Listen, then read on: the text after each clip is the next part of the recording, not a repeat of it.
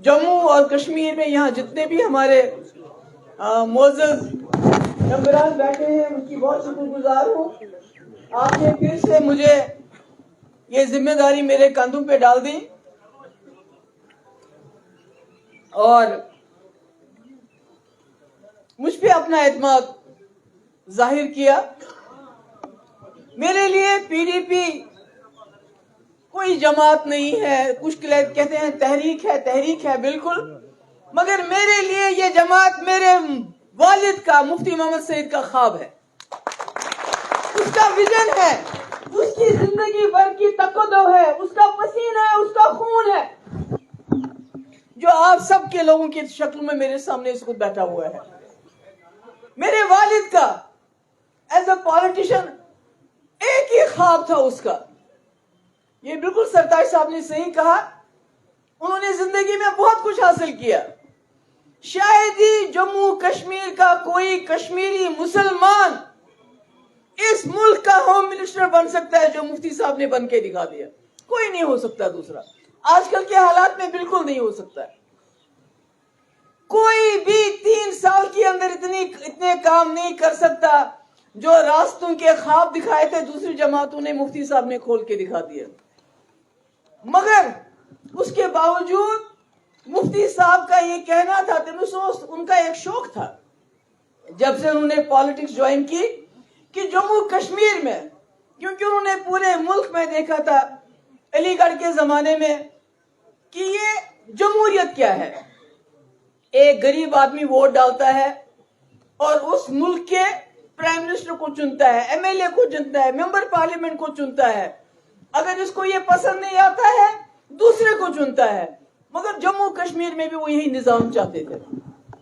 हमारी बदकिस्मती जम्मू कश्मीर की, जो मुफ्ती साहब ये खुद भी मानते थे कि जम्मू कश्मीर के मसले को जो 1947 से खड़ा था उसको सबसे ज्यादा पेचीदा इसलिए बनाया गया कि यहां जमहूरियत को पनपने नहीं दिया गया। मैं किसी एक जमात की बात नहीं करूंगी। 1951 जब पहला कॉन्स्टिट्यूएंट असेंबली का इलेक्शन हुआ, वो इलेक्शन भी सिलेक्शन थी बदकिस्मती से। उसमें भी एक ही तरह के लोग असेंबली में आ गए जो हिजबी इख्तिलाफ थे, जिनको इख्तिलाफ था। उस वक्त की रूलिंग पार्टी जो बनी, चाहे वो कश्मीर में थे चाहे जम्मू में थे, उनको असेंबली में पहुंचने नहीं दिया। ये शुरुआत हो गई जम्मू कश्मीर के, जो आप कहिए टूटी फूटी जमहूरियत की। उसके बाद जितनी भी जमातें आई उन्होंने भी इस निजाम को आगे चलाया। उसमें नेशनल कॉन्फ्रेंस थी, कांग्रेस थी। मगर, और आपको मुझे बताने की जरूरत नहीं है, 77 में दिल्ली वालों को पता नहीं क्या सूझी, एक इलेक्शन उस वक्त ठीक ठाक होने दिया, क्योंकि उस वक्त अपोजिशन थी नहीं, एक तरफा। और ये भी ख्याल था कि जो यहाँ सबसे ज्यादा अपोज करते थे, हम जो अलहदी का नारा लगाते थे, वो अब मेन स्ट्रीम में आ गए हैं। इसलिए अब इलेक्शन को मैनिपुलेट करने की जरूरत नहीं है। अदरवाइज हमेशा इलेक्शन मैनिपुलेट होते थे। मगर उसके बाद इलेक्शनों का क्या हुआ मुझे बताने की जरूरत नहीं। मगर मुफ्ती साहब कोशिश करते रहे कि एक मुतबादिल में खड़ा करूं, इसलिए कांग्रेस में गए, क्योंकि नेशनल कॉन्फ्रेंस और कांग्रेस, उनको गंदी नाली का कीड़ा कहा गया। सोशल बाइकआउट हुआ, मगर वो डटे रहे। बहुत मेहनत की, मुझे नहीं लगता है किसी पॉलिटिशियन ने इतनी मेहनत की होगी। सिर्फ इसलिए नहीं, कुर्सी के लिए नहीं। कुर्सी तो उन्होंने मेरे ख्याल में शायद मुश्किल से 27 साल की उम्र में, जब वो सादिक साहब के कैबिनेट में मिनिस्टर बने, स्टेट मिनिस्टर बने, इसलिए वो कभी कुर्सी के पीछे नहीं भागे, इक्तिदार के पीछे नहीं भागे। मगर एक ही ख्वाब था, मैं जम्मू कश्मीर में एक वायबल, एक अच्छी अपोजिशन देना चाहता हूं यहाँ के लोगों को, ताकि एक ही जमात के ऊपर यहाँ के लोग डिपेंडेंट ना रहे। ये तो होता है ना, जैसे एक दुकानदार होता है, जब उसको मालूम है मैं अकेला हूं, वो गलत सौदा भी बेचता है, महंगा भी बेचता है। जब दिल करता है दुकान बंद करके चला जाता है, दबान जाओ मैं नहीं बेचूंगा कुछ भी। मुफ्ती साहब की कोशिश ये थी मैं मुतबादिल दूं। और उसके बाद जिंदगी भर मेहनत करके कांग्रेस को उन्होंने उस जगह पहुंचाया। आपको याद होगा फारूक साहब की सरकार थी, कांग्रेस निकली करप्शन के खिलाफ, कांग्रेस निकली मिस गवर्नेंस के खिलाफ, اور ہمارے 5-7 بچے شہید ہو گئے. کانگریس بن گئی. پہلی بار جموں کشمیر کے لوگوں نے کانگریس کو سمجھنے کی کوشش کی کہ یہ مفتی صاحب شاید صحیح بات کہتا ہے. وہ جو ہمیں دکھاتے ہیں الگ خواب وہ ہونے والے نہیں ہیں, مگر جو نکلنے والا ہے it can be moved. Yabasan miri sabantuwon, वही sabantuwon. बाई मैंने कलंदर यही तेरी खलंदर. जो निकलना है इसी मुल्क से मिलना है, बाहर से कुछ नहीं मिलना है. मगर बदकिस्मती ये हो गई जब कांग्रेस उभरने लगी, नेशनल कॉन्फ्रेंस और कांग्रेस का गठजोड़ हो गया. और मेरे ख्याल में वो मुफ्ती साहब की जिंदगी के लिए सबसे मेरा ख्याल में काला दिन था, क्योंकि जो पार्टी उन्होंने जमाई थी, बनाई थी खून पसीना, वो पार्टी किसी के साथ मिल गई और अपोजिशन फिर वैसे की वैसी खाली रही. मुझे याद है, मैं इतना ज्यादा अपोजिशन की बात क्यों कर रही हूँ, क्योंकि कोई भी जमहूरी निजाम तब तक मुकम्मल नहीं है जब तक अपोजिशन ना हो. अपोजिशन सवाल पूछती है, अपोजिशन अकाउंटेबिलिटी मांगती है. मुझे मुफ्ती साहब ने बताया कि जब शेख साहब 22 साल के बाद वापस आए, 75 में उन्होंने सरकार संभाली, उसके बाद इलेक्शन भी हुए, फिर सरकार संभाली, तो मुफ्ती साहब जैसे उनकी आदत करप्शन के खिलाफ बोलते थे, मिस गवर्नेंस के खिलाफ बोलते थे. तो इंदिरा जी ने एक बार मुफ्ती साहब को फोन किया, मुफ्ती जी अब शेख साहब को क्यों सताते हो, इनकी मुखालफत क्यों करते हो, अब तो ये कौमी लहलंगर में आ गए हैं, अब तो ये मेन स्ट्रीम में वापस आ गए हैं, आप इनको क्यों काम नहीं करने देते हो. तो मुफ्ती साहब ने कहा, मैडम मैं अपोजिशन में हूं, मैं जमात चलाता हूं, मेरा काम है अपोज करना और डिपोज करना और बाहर करना. अगर ये काम सही नहीं करेंगे, अगर आप भी चाहती हैं कि मैं भी शेख साहब के दरवाजे पे, नेशनल कॉन्फ्रेंस के दरवाजे पे जाके हाथ फैलाऊं और अपनी जमात को ताला लगाऊं, तो ठीक है. तो इंदिरा जी ने कहा, नहीं ये सही कह रहे हो आप, जम्मू कश्मीर की सबसे बड़ी जरूरत है जमहूरियत में अपोजिशन का होना. और जब एनसी और कांग्रेस मिल गए, उसके बाद क्या हुआ मुझे वो बताने की बात जरूरत नहीं है, क्योंकि और एक अपोजिशन पार्टी सामने आ गई जो उसको, क्योंकि हमारा मिजाज नहीं था, चाहे कांग्रेस रही चाहे एनसी रही, पिछले में हमारा ये मिजाज नहीं था कि हम अपोजिशन को बर्दाश्त करें. और 87 में क्या हुआ वो दोहराने की वो हिस्ट्री है. जिस तरह हमारी हिस्ट्री है कि हमने बीजेपी के साथ हाथ मिलाया, इसी तरह हिस्ट्री है 87 में दांदलियां हुई, यहाँ के नौजवानों ने बंदूक उठाई, 1 लाख नौजवान हमारा शहीद हो गया, हमारी 1 लाख बच्चे यतीम हो गए, हमारी बच्चियां बेवा हो गई, हमारे बूढ़े माँ बाप बे औलाद हो गए. ये हकीकत है, इसमें क्या करेंगे आप. और इसीलिए 99 में मुफ्ती साहब ने पीडीपी बनाई. उस वक्त क्या हालात थे मुझे आपको बताने की जरूरत नहीं है. मुफ्ती साहब चाहते थे जम्मू कश्मीर में एक ऐसी अपोजिशन बने जहां जम्मू कश्मीर के लोग खुल के बात करें. हम कोई मुल्क के खिलाफ नहीं है, मगर मुल्क की जो सरकार उनकी पॉलिसी है उनकी मुखालफत हम करते हैं जब वो गलत करेंगे, और आज भी करेंगे, कल भी करेंगे. हमने पीडीपी बनाई और उसके बाद आपको पता है सरकार बनी. हमारी मंजिल, मैं आज भी कहना चाहती हूं, पीडीपी की मंजिल सरकार नहीं है, सरकार हमारा रास्ता है मंजिल तक पहुंचने के लिए. और मंजिल क्या है, मंजिल है मुफ्ती साहब का ख्वाब, जम्मू कश्मीर में जमहूरियत को मजबूत करके एक अच्छी अपोजिशन देना और जम्मू कश्मीर के लोगों को बाइज्जत तरीके से इस खून के समंदर से बाहर निकालना, इस खून के दलदल से बाहर निकालना. ये हमारा विजन है, ये मुफ्ती साहब का ख्वाब था जिसके लिए हमारी पार्टी बनी. मैं क्या बताऊं आपको, मुझे कोई बताए, बहस करे.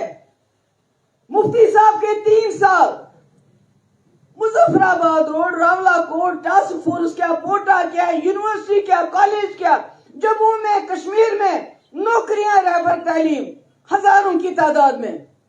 इन 3 साल का मुकाबला कोई करे. यहां तो 30 साल 35 साल सरकार रही, उन्होंने यूनिवर्सिटियां बनाई, कॉलेज भी बनाए होंगे, नौकरियां भी दी होंगी, मगर 3 साल का मुकाबला करके बताओ मुझे, मुफ्ती साहब के 3 साल के सब मुकाबला करके बताओ.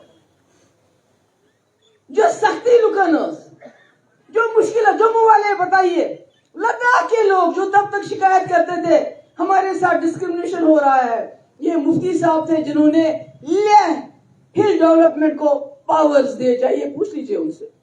करगिल में इलेक्शन कराया हिल डेवलपमेंट काउंसिल का।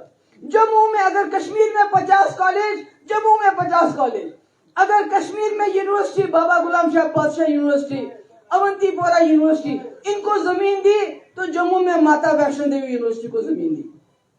बिल्कुल एक ही नजर से हमने जम्मू कश्मीर को देखा।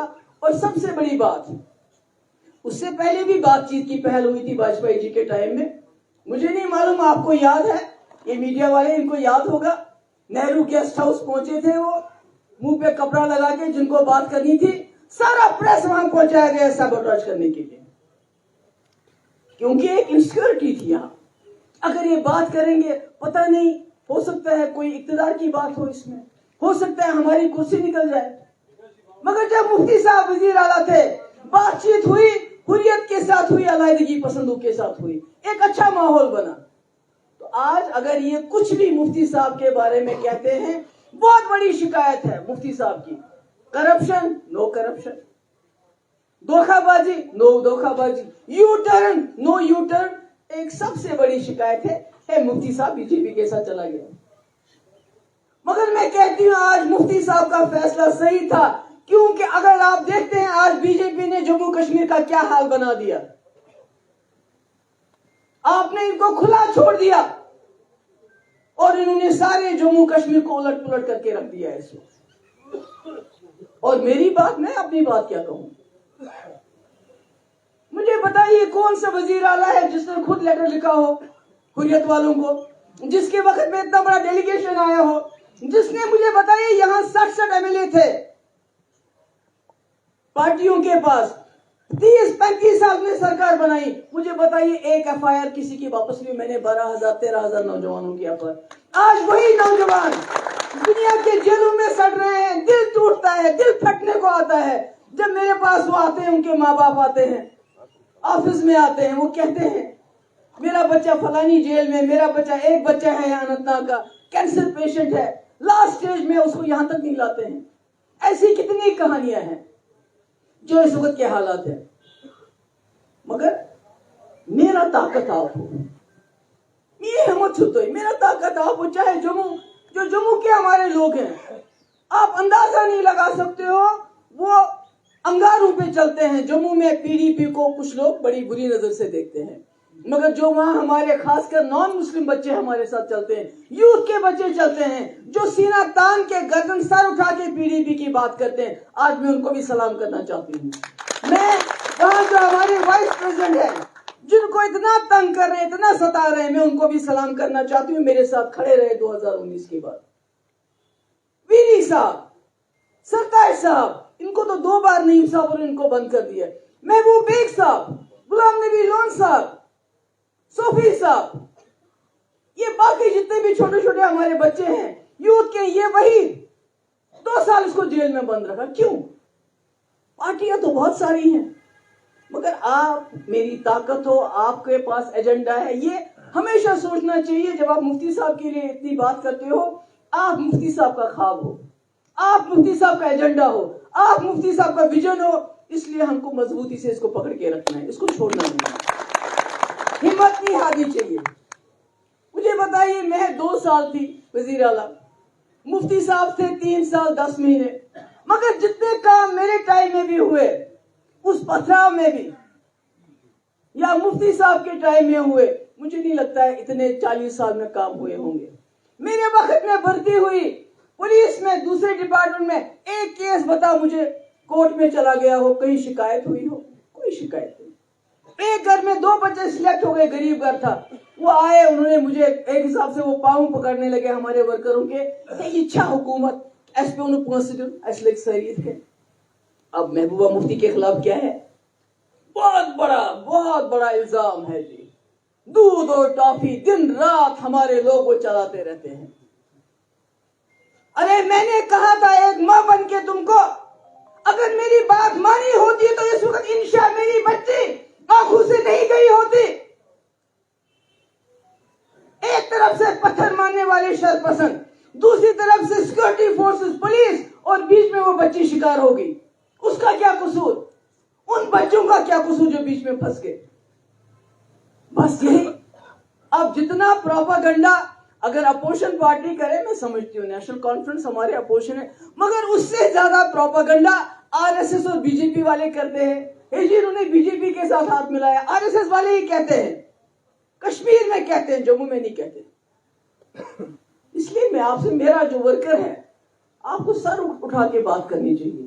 تو یہ خوش دو ٹافی میں نے کئی بچوں کے سر کے اوپر سے سیمنٹ اتارا ہے امساتمن بغیر نمان اتنا ایسے کھسا ہٹ ان کے چھالے پڑ جاتے تھے. میں نے کیمپو سے بچوں کو نکالا ہے. میں نے تب بچوں کو ہسپتال میں دیکھا ہے جب ان کی ٹانگوں کے بیچ میں سٹو جلایا جاتا تھا. میں نے کیا نہیں دیکھا ہے. اور آج آپ کو دودھ ٹافی بول کے ڈراتے ہو، ڈرو مت. میں نے صحیح بات کہی تھی. میں نے یہاں کے ماں باپ کو کہا تھا اپنے بچوں کو اندر رکھو، ان کو باہر مت بھیجو. بھیجو گے تو خدا نہ خواستہ وہی ہوگا جو بیچاری انشا کا حال ہو گیا. وہی ہوا. آج یہ جو دودھ ٹافی کہتے ہیں، ان کو پتہ ہے وہ بچے کون ہیں کیا؟ ان کو، ہاں مجھے پتا ہے الیکشن